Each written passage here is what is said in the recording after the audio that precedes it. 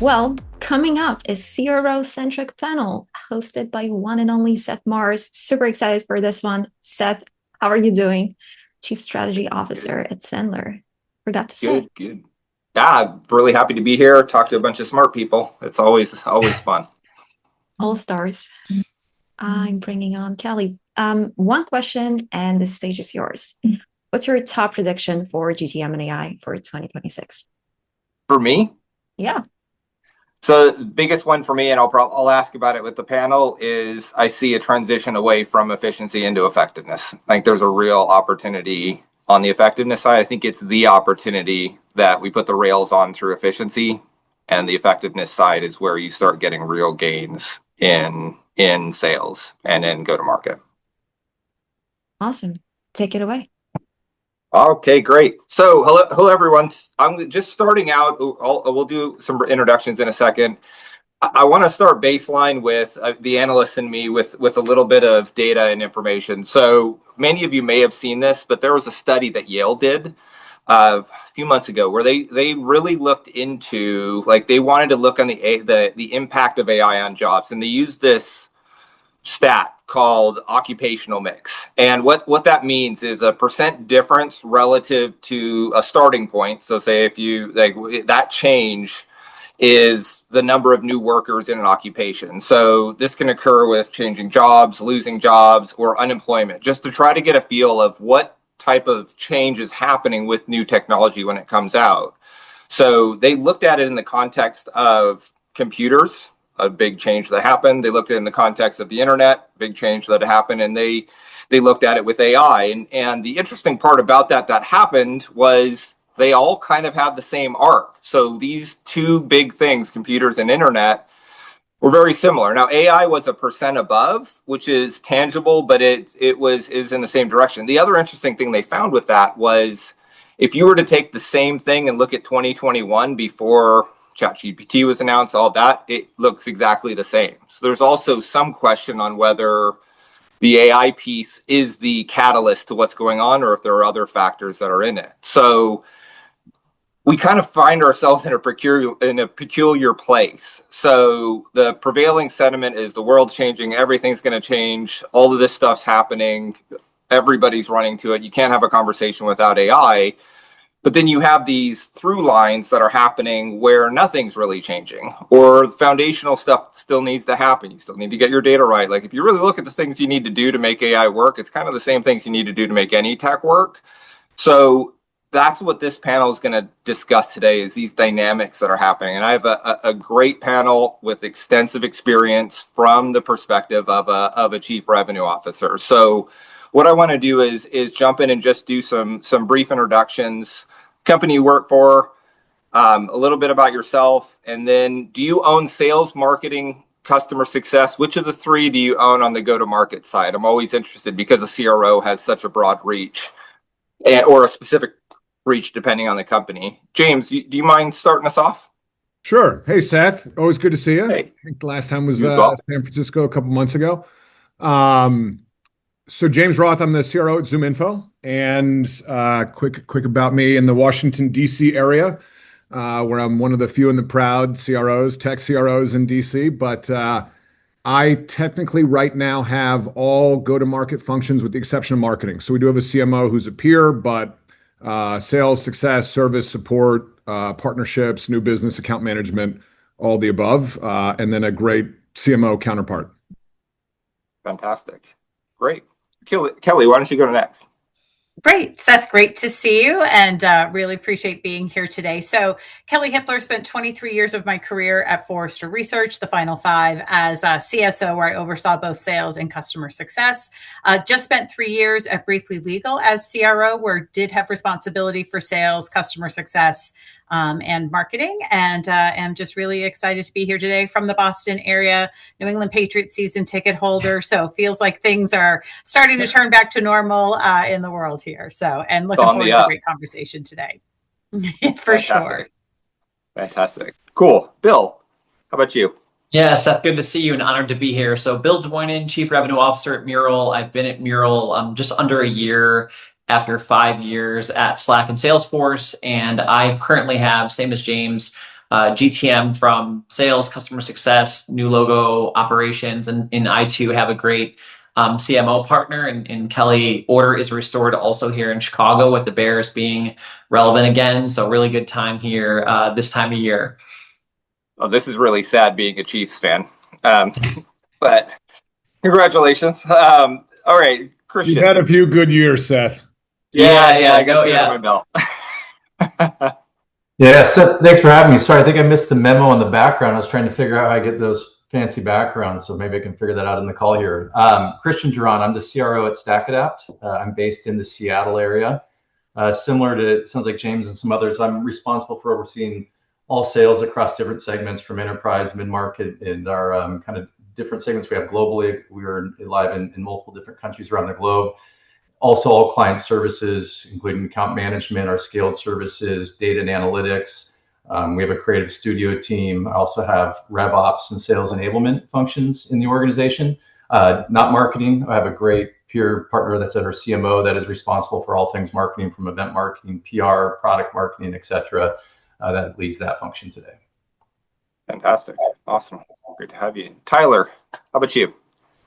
Hey guys, pleasure to be here. Tyler, CRO at Actively Christian. I'm from Seattle, but currently live in New York. I've spent the past decade building go-to-market orgs at companies like Zenefits, Yelp, more recently Navan, and then at Actively we are primarily focused on top-down initiatives from board CEOs and CROs in transformation with AI, specifically within go-to-market. So excited to share the stage with everyone here. Sounds good. Okay, so let's jump into questions. First one, and Julia kind of talked about this. It was part of my predictions. Efficiency or effectiveness? Which one of those is going to be the most important in 2026? So, Kelley, why don't you start out? Like, what's your thoughts?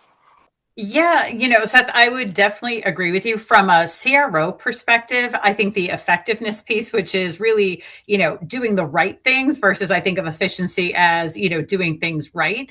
The CRO has to really set the course and make the trade-offs, make the decisions about what are you going to focus on or not? And then the efficiency comes into play. But I think especially in this day and age where there's so much coming at teams, it really is important for the CRO to focus on the effectiveness. What is our market opportunity? What's our UVP? How are we best going to get there by targeting an ICP? And then think about how you use tools and things to get there and become more efficient. So I certainly agree with effectiveness as being the order and setting the strategy and the course. Yeah. It's fantastic. Bill, how about you? Yeah, first of all, how dare you make us choose between one or the other? Because it's a tough one, right? You didn't give us a softball here. So I have to agree, and I wanna peel it out a little bit more as far as the importance of effectiveness. I think that's always been important, right? Efficiency is, I agree with the description, where with effectiveness, what I've kind of gleaned is that a lot of the importance around being effective is just the speed in which things are moving. Because if you miss, you have to move fast. And so we've been deep in data the last 4 or 5 months for a plan for next year. And what I keep telling myself is we have to nail it, because you don't have time to pivot. And things always move fast in our world, but now just the pace of innovation, how fast you have to move, and you just have to get it right. And not that there's not room for learning, because I love that about what we're doing at Mural, is we're moving fast and learning a ton, but there's just things that we're working on that we're going so deep when you're like, yeah, we can't miss this. Like, there always have been big bets in what we do, like CROs calling their shots and making big bets, but in the pace in which we're moving today, is you just have to nail it. Then the efficiency part comes in. Got it. Of course, the CRO, I'm in a CRO group, so it's going to be, I want both. So, which is awesome. Like I said, shame on you for making us choose, because it's an impossible answer. Christian, how about you? Yeah, I mean, I was going to say they're definitely not mutually exclusive, right? But efficiency matters less if you're not effective in what you're going after and what you're trying to solve, and if you're not trying to solve customer problems or help customers grow. So if you had to choose, I'd say you got to be more. I'd rather be more effective than ineffective and efficient, because then you're not going to have much to show for that. So I think it's, however, the more effective you get, you should drive some of those efficiencies. But if you want to continue to have bigger, more scaled impact, like our sales bag at our company is constantly growing. So if you don't learn how to get efficient, you can't fit more stuff and more complexity in the sales bag. So we're trying to leverage AI, to make us more efficient. How do you knock down those kind of high calorie, low value processes so you can get more effective, know more about the customer, know more about their needs, know more about how you solve those problems so you can be more effective. But if you're inefficient, you just can't scale very well into those things. So I think there are highly intercorrelated things that you got to solve for both. I think if you take your eye off one, then your ability to scale your business gets really limited. It's great if you can be really effective with one customer, but if you can't scale that out, you're not going to build a great business behind that. Yeah, it's a sense of theme. Barrier to entry is efficiency, and the effectiveness is how you get the multiplier of gains. But what do you think, Tyler? Yeah, I think maybe coming at this from the angle of what I've seen selling into revenue orgs with AI solution is that the last year a lot of companies were focused on efficiency. How do we get like more dials in, more data in for teams to act on? And those teams now have everything at their fingertips, but their effectiveness with all of that data is hindered by the sheer amount of it that exists, as well as the differences in how humans actually reason through and execute on that data. So I think it's the effectiveness in which teams are executing across data that will become a big trend, and already is in 26, where a seller that is mediocre, that has good systems of reasoning in place, is going to be able to outperform a seller that does not. So you're narrowing it. Hey, on the data side is where you're really going to be. If you use effectiveness on the data side, that's going to be a big focal point. I think it's something you could relate to, James. Like, how do you see this? Yeah, I mean, I think if I had to choose one or the other, I'd agree with effectiveness. But I do think the lens with which you apply each, I think one of the things that we're seeing, and just a quick anecdote on our end is, I think everybody now has a great AI-driven account plan, point of view creation. What drives me insane is that then when the rep, hey, I'm meeting with Christian at StackAdapt, Christian's a friend, like, what should I talk to him about? I just get the exact push button, here's the account plan, and I'm like, that's great, guys, I can do that too. I already have it. But what do you want me to do? Is this a relationship conversation? Am I, do I want to, elaborate on a certain product within StackAdapt? Whatever it may be, I think the effectiveness, what I really don't ever want to see happening is folks, not taking the leverage from the efficiency they're getting from AI, where they no longer have to go scan the world of information for an account plan or look back through a bunch of manual calls, so on and so forth. But I need them to use that to be more effective in things like relationship building, in things like navigating the organization, in things like building executive alignment and multiple stakeholders. If they're not leveraging that efficiency to become more effective in the stuff that makes sales folks great, then I think it's a waste, and you just have great account plans and great points of view that never really get executed on. So I think it's both, but I think it's really picking your spots in where am I going to drive effectiveness, and then what can I do to drive efficiency kind of in conjunction with one another. Yeah, it's interesting because basically it's, hey, effectiveness or efficiency is going to raise the floor. I could raise the floor, so the sellers are going to be a lot better than they were before, but it almost raises the bar again, because now you need to know what to do with this stuff, and how do you take these efficiencies you have and apply it to differentiate yourself. Because if you just do the same stuff that you have and you're average like everybody else, there's no differentiation. You're kind of back in the same place you were before. Makes sense. Okay, so the age-long thing with sales is if I'm growing, and a lot of you on this call are growing rapidly, my way to grow is I need to add salespeople. So if I'm going to grow by 15%, I need to increase my sales team by 15%. And I think in 2025, this was challenged. It was challenged by different sales teams, different organizations.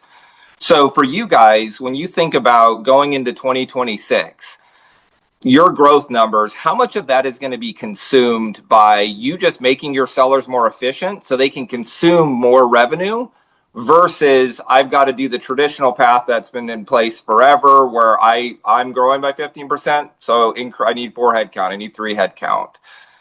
Bill, can you kick us off with that? Yeah, well, I mentioned I came from Salesforce that wrote the book on whatever you have to grow higher, right? And so those days are over. I think it's both. I'm gonna actually go both, but I think you do it in a more thoughtful way. And so the journey that we're on, is how do we unlock capacity within our current teams, whether it's where certain motions sit, where certain accounts sit. We're kind of one of those companies that went from having too many to not enough, and now we're trying to find this middle ground. And you look for non-traditional paths, right? And so it's a pretty popular, familiar motion that you all know, but we hired our first renewal manager, or we're looking more for, high touch CSMs, scaled CSM. And so it's not necessarily saying, yeah, let's go kind of use force to get to the goal and just hire more kind of selling power. It's how do we look at efficiencies throughout the process, because where can we plug the gaps? Like we saw that a certain cohort of our accounts just weren't getting touched enough. And that's a capacity thing. It's not hiring more people. It's just looking at the tools and resources amongst it. And then what I think is really, really powerful is, if you were activating a new logo motion, you'd have to go through a 10K or listen to a earnings call to, build a point of view and go on this long journey. And so some of the motions are being accelerated by AI. And so you can plan on faster time to impact for things like new logo motions. And so I think the answer is both. Like you should always be looking at how to unlock capacity within your existing teams to free them up to do all the things we know that makes the sales magic happen. But not only looking at sales roles, you look at things like high touch scaled CSMs, you look at renewal managers, just different ways to free people up to go do things. So it sounds like, though, but the way you just described it is you went efficiency first in terms of trying to, and you've maxed it now. So you gained some capacity with it, but now you're at the point where, yeah, my sellers are better than they were before, but and I'll still be able to grow them, but I'm going to need more sellers in order to, because I've got to the point where I'm maxed out. So our approach at Mural is go fast, test, go faster. So we, go fast to hire a renewal manager or a scaled CSM. We test it and then we go even faster when it's kind of proven out. And so this year we proved out a lot of those things. Like we're not at the size to say, if I was still at Slack, well, yeah, let's go hire 15 renewal managers and build a team. Now it's like, let's one or two, let's test it. And I think one of the biggest things that we've seen is the activation of a true new logo motion. And, we tried that with one or two reps. It worked really well, double downing there. And so we've done things kind of in silos to test them a bit. And now it's like, all right, we're going to kind of roll this out at more of a scale because we've proven it out. And it goes back to, we have to get it right. And then we can focus on the efficiency. And so there's things we wanted to prove out this year. But then the biggest thing too is just capacity. The days of mid-market or emerging teams having 80, 90 accounts is when growth was happening organically because teams were getting bigger. You could have, mid-market type teams with a lot of accounts because they really were just managing renewals. But now growth is not coming from, existing teams growing. So you truly have to even have an outbound motion within those sorts of teams. And so you have to free them up because a lot of companies depended on, James's team got bigger year over year. And so I'm going to grow them. And that's not a theme we're seeing across the board. Christian, how's that sit with you? What Bill just talked about? Yeah, I think some similarities. I mean, for us at our stage, we're still so early in our global kind of TAM that we're going after that you need bodies to get after it as well. So we're hiring hundreds of people this year and next year to make sure you have coverage. But then within that, I mean, as you're trying to build your business in a highly effective and profitable business, you're trying to create leverage in your P&L. And if you're growing your expenses, as faster than revenue, not good, right? So you're trying to make sure you create that operating leverage. And if we look at our ramp sellers, like they've more than 2x'd their quota, what they're able to cover each year in their targets. And there's still room for that, because if you actually start to pull apart the process from like lead to cash of what's going on from the initial prospecting to collecting the money, there's still an inordinate amount of time in our business when you pull apart these, like filling out a 250 question RFI, security questionnaire. Like a lot of that stuff, you answer it the same way every time. Like, should that take somebody 8 hours to do, or should it take them like 8 minutes to do, right? Or translating media plans to IOs to putting them in the system. There are so many of those processes that can have a lot of automation and drive efficiency that we're working on that across the board. We're looking at every step of that journey and say, where's the most value and drag and friction in the process? So you can repurpose that time and continue to increase the amount of capacity a rep has. There is, I think, every year some ceilings of what you can just handle cognitively. And you also got to still make sure you're servicing the customer well enough. And I think for us, it also varies by customer type. In our world in advertising, there's some things you can do very automated. Like if you're buying Google search, you can do that kind of on your own to a very large degree. When you're buying programmatic, while all very automated, when you're working with an agency, it's still a very high touch business and still a high trust business. People are still buying people, I would say, in this business, and they're trying to navigate a world of 15,000 vendors in our Lumascape. So that time with customers is important. So we want to make sure we're creating that time by reducing all those, painful processes I talked about and friction, get those things done faster, automate, your leads, your prospecting with AI, SDRs, et cetera. How do you take those parts out, give more time back, and that will allow more effectiveness, efficiency, but you can also scale the amount of coverage and capacity everybody has. And then you got to figure out where that ceiling is, where it starts to break, because there's probably a point of diminishing return in that. But we definitely got to do both right now. So you mentioned operating leverage. Are you able to talk a little bit? Are you seeing operating leverage go favorable? So you're still hiring, but you're hiring at better operating leverage. You're starting to see that dial kind of turn a little bit, where you're getting better operating leverage, even though you're still hiring, due to all the efficiencies you just talked about. I'd say from a couple of ways. One, the existing or more ramp sellers getting more efficient, and then the accelerating the onboarding and ramp of your new sellers, so that time to payback or efficiency doesn't take as long as it used to. How can you get them in a faster start, a higher early impact index in the company? So if you can do both of those things, you're going to create operating leverage a lot faster, than we did, I'd say, historically. Yeah. Tyler, do you think about it from an operating leverage standpoint? Like, what's your perspective on how do I grow, but also grow in these two pathways where I'm trying to be more efficient, but also I'm not going to cap my growth due to hiring? Like, how do you see that? Like, what do you think about it? Well, there's two answers to that question. So I mean, actively a Series A company, hyper growth. All I can think about is get great talent in and please the board. So I think we are not at that scale. But a lot of what Christian said really resonates with me in terms of I think a lot of the market, at least that we are seeing, is starting to apply productivity increases to their teams. And there's a good way to do this and a bad way to do it.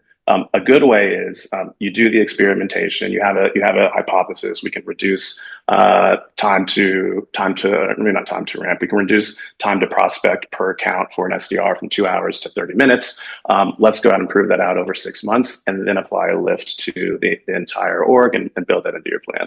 The bad way to do it, and we see some companies, or maybe not the bad way, but the more risky way to do this is you actually sign up for that number. We're going to hire a VP of AI and go-to-market engineering, and they are going to deliver a 20% lift next year. I think that is a risky.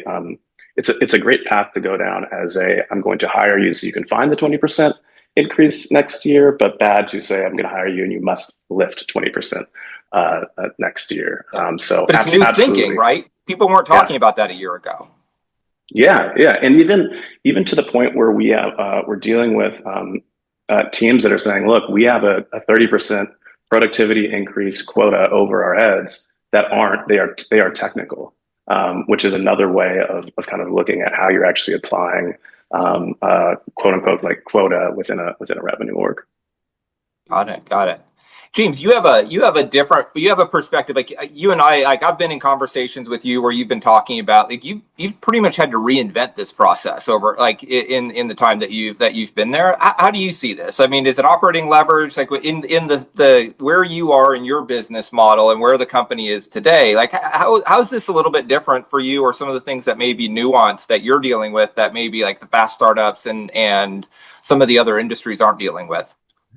I mean, for us, just going back 2-3 years, we had a world-class SMB inbound motion. And I think it got to the point where hyper efficient and everything was about sales efficiency. And how do we if you imagine a world where you had 90% of your business coming inbound, in combination of ZERP and acquisitions and great market timing, greatest tech bull market of all time, all the things. It was all about efficiency. And I think as we got to a certain period with that, our SMB business got too big. And anybody that's in a scale up, getting to 100 million in SMB is great, because the renewal rate, call it industry standard, 65-70% renewal rate or annualized net retention in SMB you can sell more new business to still be a growth business. Once you get to $400 or $500 million bucks, the math just doesn't work as well in your favor, especially with a macro environment that's less good for SMBs. And so we had to change the tires at 80 miles an hour, and we had to shift our business up market, both on new business and on account management very quickly. And I think from an efficiency versus an effectiveness standpoint, and a lot of similarities with Bill's side, you don't just say you're going to go move up market, right? You don't just decide that one day and say, well, we're just going to go do $1 billion in enterprise business. Easy. You hope not.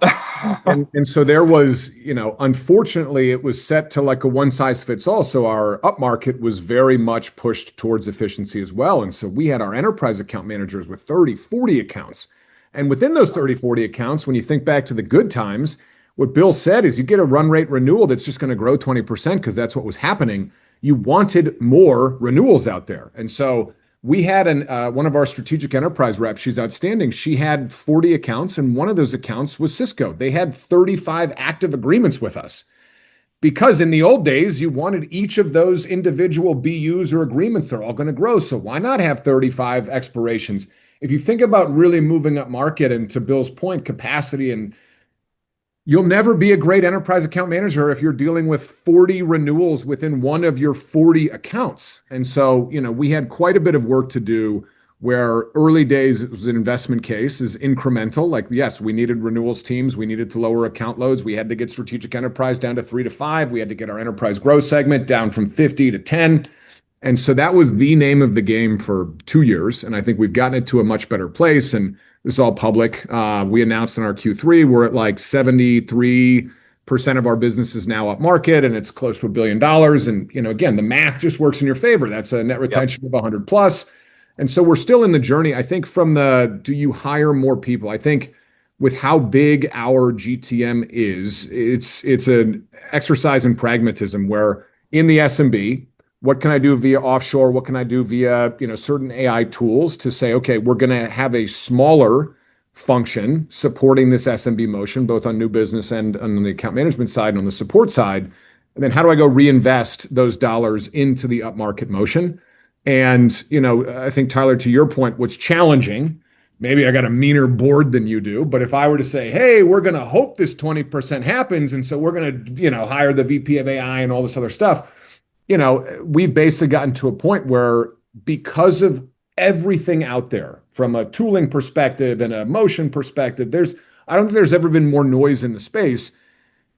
There's some amazing products out there, but we basically do require our BU leaders, if you want this thing, we just went through an exercise, and I thought she was going to join with Hannah from Nooks. And it's basically like, okay, like our SDR and that team, that leadership, which rolls up into my group, I said, what are you going to sign up for?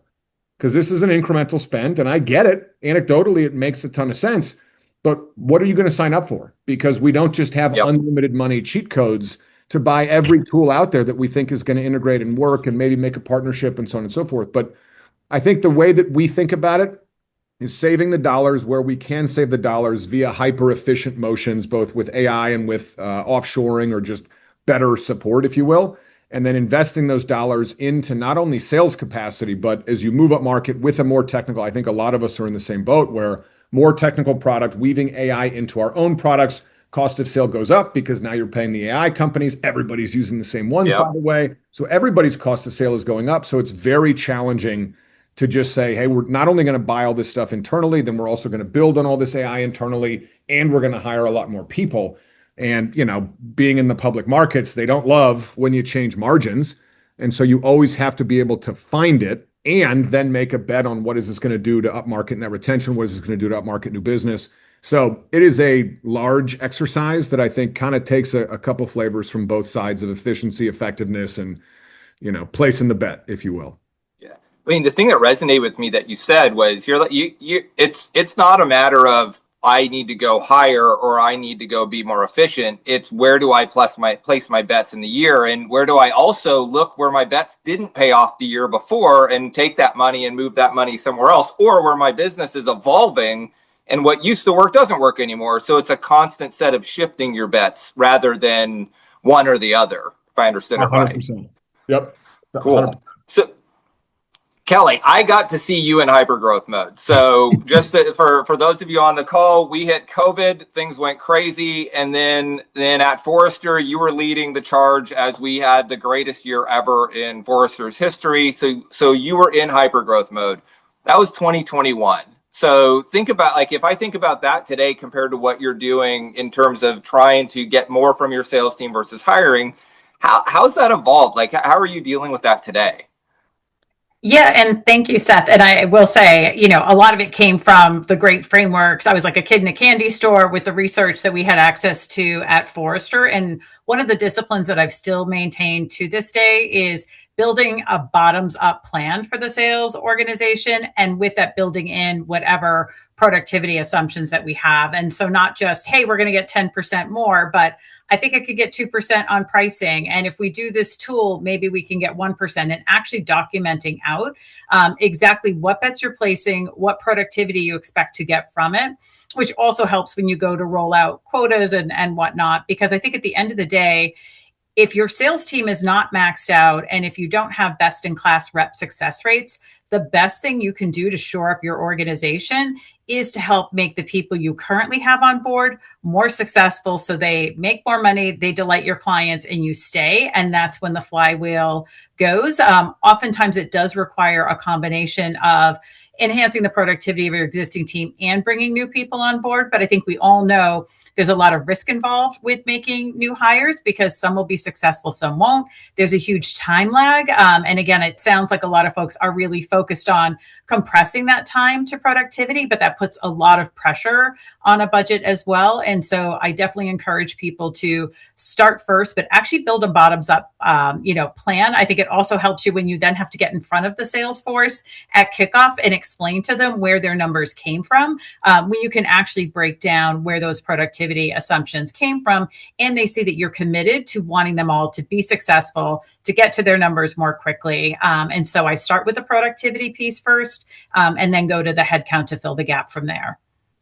So it's pragmatic, right? Because everyone's going to get an insane top-down number, and that you've got to find your way to it. So by doing bottom-up, it allows you, I mean, if I understood it right, it's, hey, I'm going to put 2% in new headcount because new headcount can drive this much more in growth, and I can get 2% more in efficiencies by doing X, Y, and Z.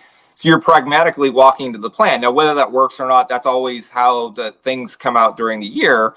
But when you start with the bottoms up, it allows you to state, here's where I need new headcount, here's where I can gain efficiencies. Are you seeing that rotate at all, where now you're able to get more from efficiency versus more from hiring? Yeah, I think it's definitely leaning a little bit more towards efficiency. And I would also say, team members are even more open to taking on a higher quota if they know that there are more tools and information that they can have access to and feel more confident that they can win in the market. And that's why I think it's great when you can sort of share with the team and with your leaders what your thinking is to help make sure that you have that buy-in. But then also the caveat being to really focus on a few high impact changes, because there's only so much a team can absorb, while you're also, I always talk about the fact sales is always on the clock. And so there is only so much you can throw at people. So you do want to be realistic. And I think that has come out in this conversation as well. But involving the team in those conversations, letting them know, hey, I'm making this trade-off. And then hopefully you can give a little bit more in terms of, OT increases, et cetera, to your sellers for driving more productivity, and you make it a win-win. Got it. Okay. All right. So I'm going to shift us a little bit. And this is somewhat of it's an interesting conversation of where I think a lot of this change is happening. And that's to the frontline leader. So when you think about like what AI is doing, a perspective that I've had, and I'm really interested in getting your take on it, is the frontline leader is probably going to be more impacted by what's going on with AI, things like increased span of control, all sorts of different things, than the frontline seller. So like, when you think about what's going to change in the frontline seller's role in 2026, like how are you guys thinking about first off, what do you think that's going to look like, and how are you guys looking at managing that into 2026? Christian, you mind starting us off? Yeah, no, I think this is an important one because the role I think does start to shift, and our expectations for frontline managers should shift. And what I mean by that is, today, if you think about the role of a frontline manager, there are these walking libraries of institutional knowledge on processes. What happened with this customer a year ago? Like, how do I do this thing or that thing? It's a lot of the what often, and probably not enough of the how. And I think a lot of frontline managers are more of a player coach role versus like a true coach or exec kind of coach. And I see that being the ideal shift, where a lot of the information, a lot of that what, from the knowledge transfer, how do I do this process? How do I learn about how to do something in Salesforce through, WalkMe AI or whatever it might be? How does that knowledge transfer shift directly to the seller? And the manager is more really of that coach and the sense maker and the kind of more of the art of things. Like the AI will also help the manager know where to focus energy in coaching faster, right? Like today, sometimes you wait till the end of the quarter, you're seeing the signal like, oh, why are you missing target? Why are you missing target? Or you can only attend so many calls. Coaching is becoming more like an always on continuous thing because of the signal that you can start to get. Like we use Gong, for example, and you can plug in your medic training. Like, why do you only identify pain in 10% of your calls? Those that do it more, better. Like, and you can give really instantaneous feedback. And then you can make sense of just a lot of the noise too. Like AI starts to deliver a lot, but it's like, here's 20 insights on ZoomInfo with James. Like, well, which ones matter? And James kind of mentioned this before, like, what do you want me to do? Or is James really the decision maker or somebody else a decision maker? I know this title AI is saying this is the decision maker, but it's maybe somebody else. And so I think they can help them find those cues and really think about the behavioral things of the sales motion a little bit more, and spend less time on just the process details and talk more about execution and strategy and how to go to market differently and how to build that kind of emotional resilience in their sellers and that grit of how to persevere through the sales motion, build their confidence because they have more at their disposal, at their fingertips for the what. Like make that feel less overwhelming, like it's right in front of you now. It's easier to get access to. It takes you less time. So you can come into a call way more prepared than ever if you're doing those things, which before sellers, whether they didn't have the time or got lazy, just like it took a lot of effort. Now you can come in and really focus your energy on like, how do I help you drive a successful conversation with a customer, overcome those objectives? So I think the coaching moves more from that what to that how. And while coaching should be always on, I think you didn't have enough signal to be as effective as always on in real time as much as you can going forward. Yeah, that monthly ride along you do, and you just blurt out everything that you think they need to improve based on what you saw with them that day is now changed, where you have so much signal that you have to start filtering out the signal from the noise to understand what I should coach on to be able to be successful rather than trying to find it.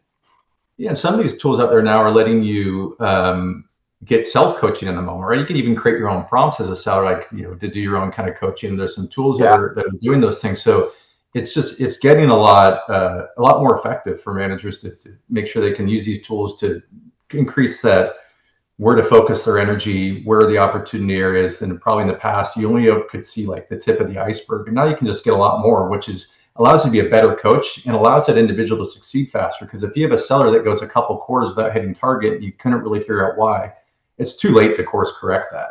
Now you can help fix that problem for the company and that individual to be more successful earlier on if you're leveraging those capabilities. So it's good for the company, it's good for the individual because you can make them better at their job a lot quicker. Yeah, makes sense. Tyler, you're running with your hair on fire right now, just trying to keep up with growth. Like, where does the sales manager even factor? Are you even thinking about them, or like where does the sales manager for a frontline seller fit in your world today? It's not quite on fire yet. Hopefully it won't be. But I think I get most excited about this topic because in solving for the ICs, you inherently are like replacing a core function of a frontline leader. Like as a CRO, you want your sellers to do PG, you want them to qualify deals, you want them to execute effectively within those deal cycles. You have your frontline leaders to push PG, inspect PG, like run medpick, forecast calls, like do all the qualification, join them on deals. But I actually don't. Like I was on a forecast call the other day with a leader, and I just prompted our instance, like, will this deal close? What are the risks, et cetera? And we've developed it far enough that I actually like have a strong degree of confidence in what it spits out, and it saved me like. Yeah, 4 years ago, as a leader, I was listening to my reps' gong calls before a forecast call, so I didn't get like reamed by my CRO. And you don't need to do that today. And so, what does that change for a frontline leader? I think they have more capacity to do things like recruit. They're going to have more capacity to coach people on how to effectively use AI. And I think probably the most immediate thing is they should have more capacity to manage more people, which really helps as you're scaling a revenue org. So what's very top of mind to me is like, how do I eliminate the need for managers to have their own like institutional knowledge and focus, and how do I deliver a unified front that lifts all reps and gives more capacity to the managers? A lot more systemic than it used to be, where you're trying to get your leaders to kind of almost compete against each other to try to figure out a way to win. Interesting. James, you had talked about the oh, sorry, what were you gonna say, Tyler? I don't know about I mean, sales is a competition, but I think it's I know what you mean. Was less about that, but just the hours that I've spent in, rolling out methodologies or coaching and developing managers that could be assisted by AI. I think I'm looking forward to. Got it. So James, you talked about how you're shifting kind of the organization, like in moving different resources, applying resources to different parts, in disinvesting in some areas, investing in others. How does that affect the frontline? How will that affect the frontline seller in 2026 as you're making those strategic changes?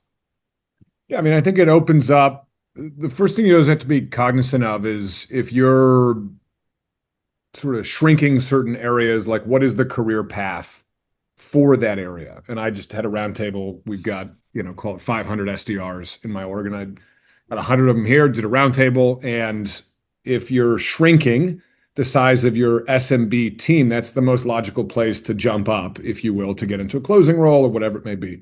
So I think making sure you keep those paths available, where it's like, do I want to move into SDR leadership? Do I want to move into AE? Do I want to move into AM? Do I want to move into a renewals group? I think when sales falls apart is when your people don't know what they have to go deliver on and what is next. And I think if it feels like a very myopic view of what is next, where I have to go do this thing, I have to be a manager of SDRs, I don't really want to do that. And then I think that in my head, I think that there's less SMB AE roles because we went from 330 down to 200. What do I do? And that's when they start responding to inbound on LinkedIn. So I think step one, and then I've got somewhat of a contrarian take on the frontline manager in general. I think step one is just to make sure whatever that org looks like, whether you're in hypergrowth, whether you're large, established, et cetera, is make sure that in any sales role, in any management role, they know exactly what that next step is. And yeah, if you're a senior director and you're waiting for a VP, you might have to wait a couple of years until someone gets promoted or they move on to go be CRO somewhere else. If you're an SDR, you should have like in every 90 days, there's a milestone where you get to make a little bit more money or change a TSR 1 to 2 on your LinkedIn, whatever it may be. And that's something that we've had to do in overdrive just because we've shifted what was like a basic come in, be an SDR, you go inbound, then you go outbound, then you move up market outbound, and then you jump to AE. And it was like 9 months because we were hiring so many of them. So like that was just the fundamental shift, if you will. And I think making sure that you have, we called it Project Ladder. It's like every single role knows what is next, whether that's in leadership or in IC land to move up market, or do you want to just make a bunch of money down market?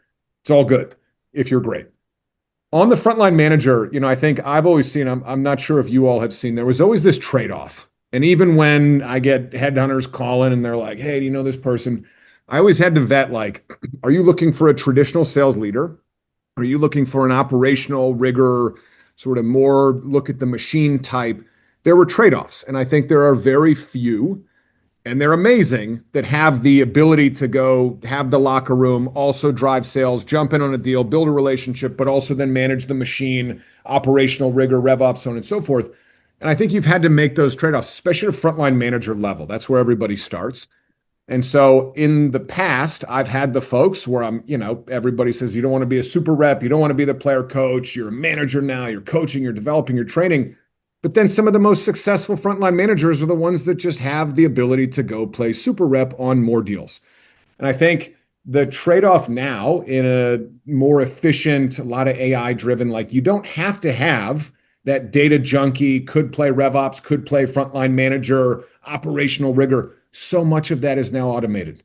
If you want to see what is win rate versus ASP, are my reps holding out too long for ASP that they're not going to get and it's crushing win rate, click a button and you'll see it for your entire team. If you wanted to, I forget who made the point on conversational intelligence. we went from reps, then forecast to manager, then manager forecast to directors, directors for like the amount of time going through the same call over and over and over again, where now I get a better real-time answer with all of the first-party data, all of the third-party data, every signal that's happening. I trust that way more than I trust an SVP of sales rolling up what's going to happen with this particular deal. And so we've been able to shorten that time frame quite a bit and put a lot, like when I started at ZoomInfo years ago, we had an operational rigor machine monster running as COO. And he was amazing. And I learned so much from that because it was like I started as more of a traditional sales guy, sales leader.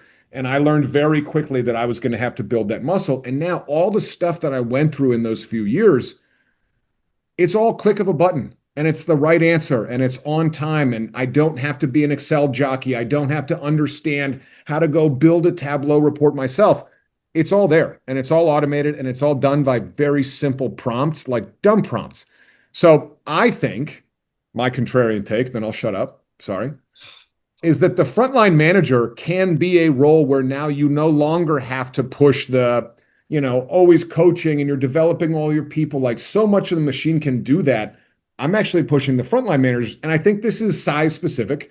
If you have second line, if you have third line, those people should be thinking about the machine. Those people should be thinking about the comp plan and the incentive structure, so on and so forth. Frontline managers, I kind of want to get back to the old days of just being like player coach. You are in the deals, you are driving deals, and now you've got a clear deck without having 5 hours of forecast calls every week. I want you on every meeting. And my last take there is that if you're not on every meeting, how are you going to understand what the product market fit is? How are you going to understand what the reps are doing well? Like there is so much. I feel like there was a big push to get people more into like the executive leadership role, which basically means further from the customer. If you look at great executives, I guarantee everybody on this call has been on at least 15 customer calls this week. Because how else would you know anything going into the board meeting without being on customer calls? So in closing, more time, more efficient, offload a bunch of the stuff that took many hours, get back in front of the customers and drive sales. I mean, basically focus more on the people, like take the capacity of game, focus more on the people, make sure they're set up for success in the future, and then do what you do best, go help win deals. It kind of makes it. Gotcha. Kelley, how do you think about this? Like, what's your perspective, having listened to a few people talk about it?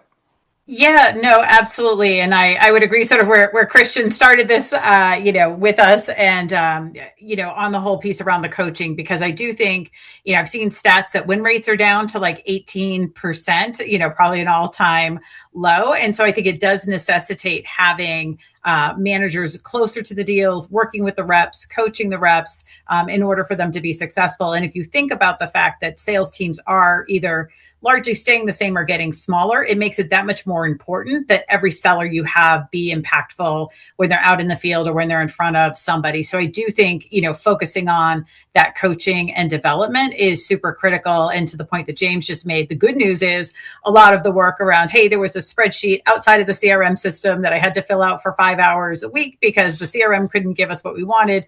A lot of that has been alleviated and repurposing that time to get back in the trenches, to be out front, hearing what customers and your prospective buyers are saying is invaluable, and that's really where first line managers should be focused moving forward.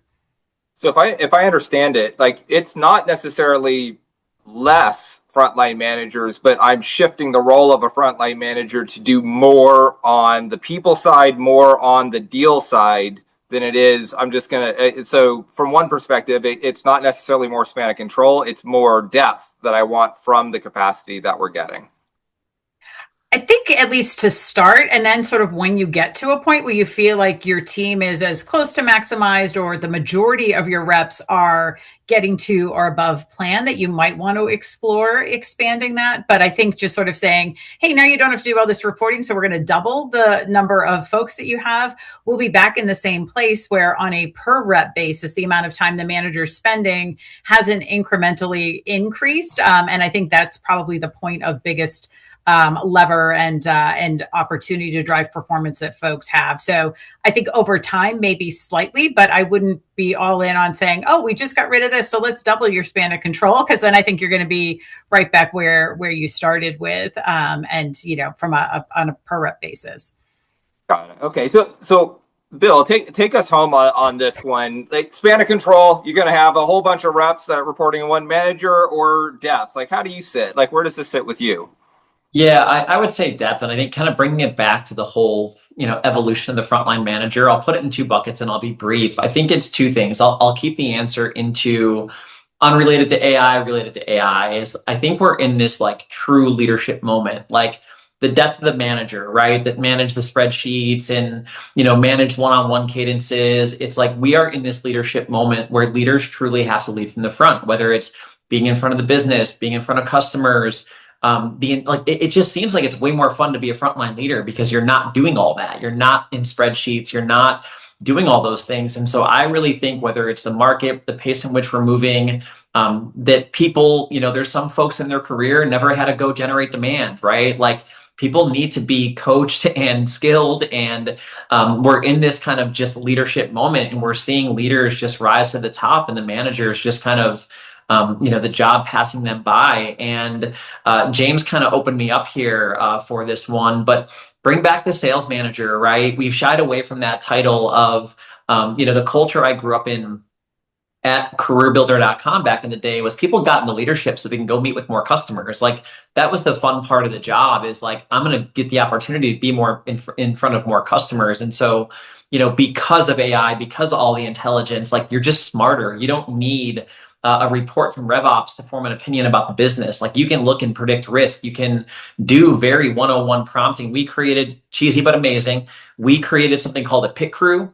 It's our prompt intelligence team. And so it's a team of people across different functions that came up with our go-to prompts for the org on how to understand your customers, how to predict risk. And so there's just like V1 things you can do to free people up. And so, leaders need to be spending time with customers and be in front of the business. Well, of course, especially in more of the mid-market scale type businesses, you have to empower your teams to be able to go out there and do it. But it's bring back the sales manager. I think people have really shied away from just saying, I'm in sales. Like I'm pretty darn proud of saying I'm in sales, even as a CRO. Like our best people and our teams are great, but our executive team from CEO to CPO to chief customer officer, they're in front of clients every day. And so when we do have board meetings, we are in planning. There's not this like scurry of running to the account teams to go do that. And so just all this great stuff that's happening with AI allows you to be in front of customers more and also just form a more intelligent opinion about the business. Because traditionally as a frontline leader,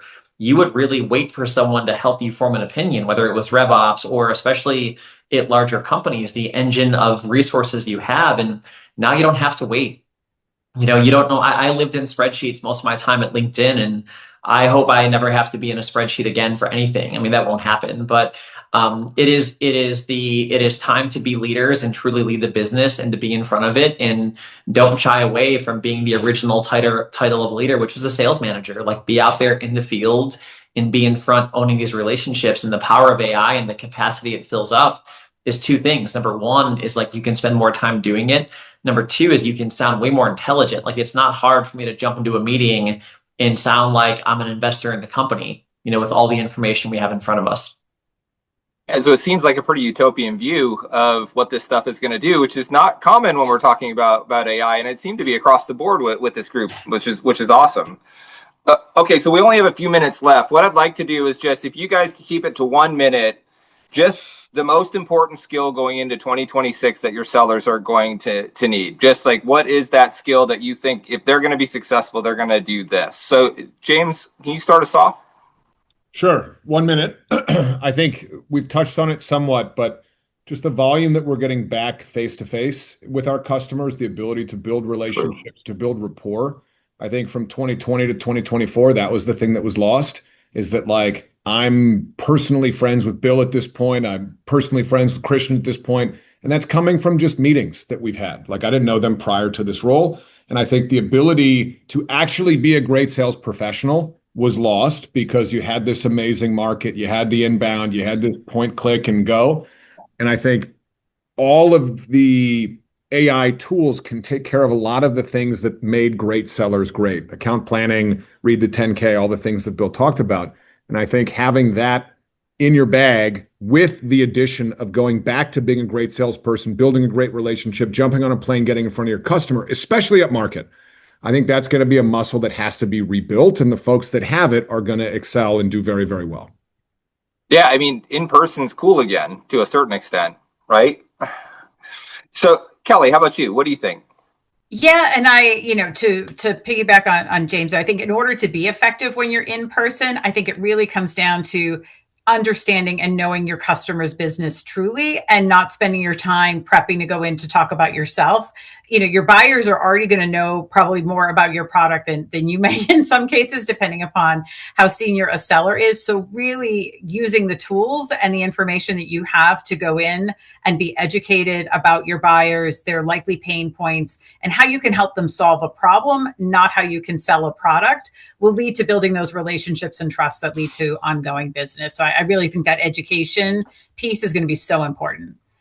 So the game doesn't change, but now that you are able to better educate yourself, you need to do more to find unique insights from that better education to be able to win.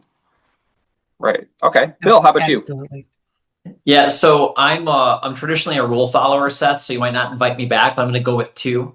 And I'll kind of summarize the things that everyone's saying. It's really is back to the basics, right? Like what demand from the what demand from the pandemic did was allow you to skip steps in an authentic sales process. And so, for me, it's two things. It's not only being in person, and it's crazy we have to say that of like, go stalk your customers where they're speaking, or all the things that kind of people grew up doing. And so it's not only being in person, but we are just rigorous about customer discovery.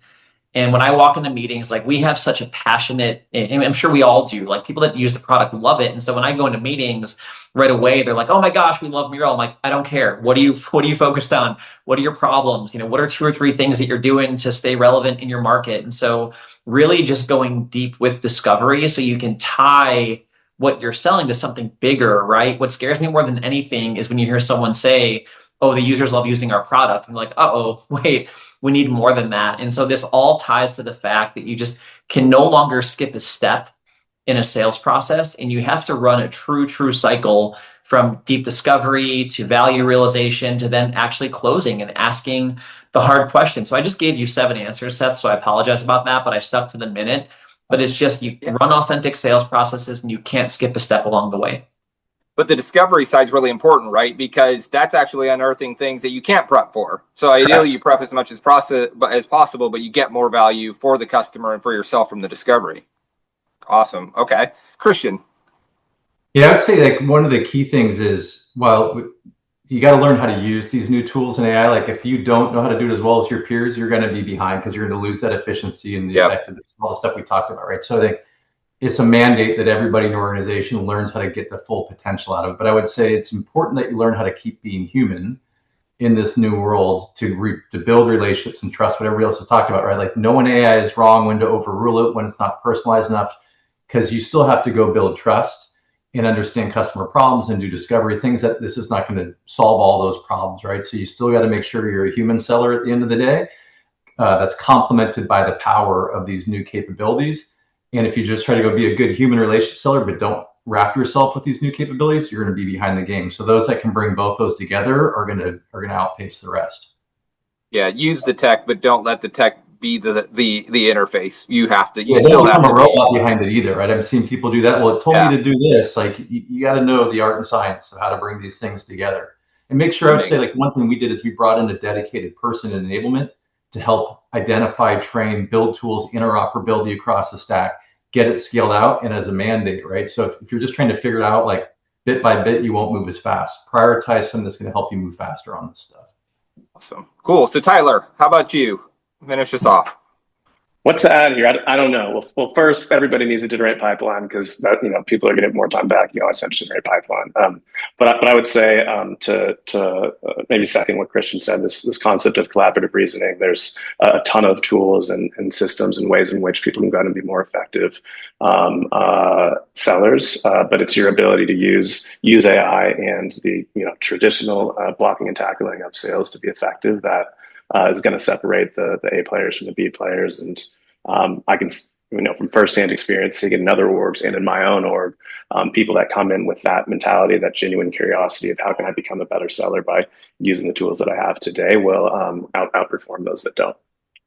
Awesome. Well, we're up on time. Thank you guys so much. Learned a ton. I really appreciate you taking the time and getting the opportunity to talk to you all. What a phenomenal panel. Thank you so much again. Thanks, everyone. Guys. Seth, before you leave us, what's the best way to support you? I know you launch your own podcast. Yeah. Let's do a shameless plug here. Yeah, just join that, LinkedIn, same type thing. But yeah, thank you. Awesome. Thanks again.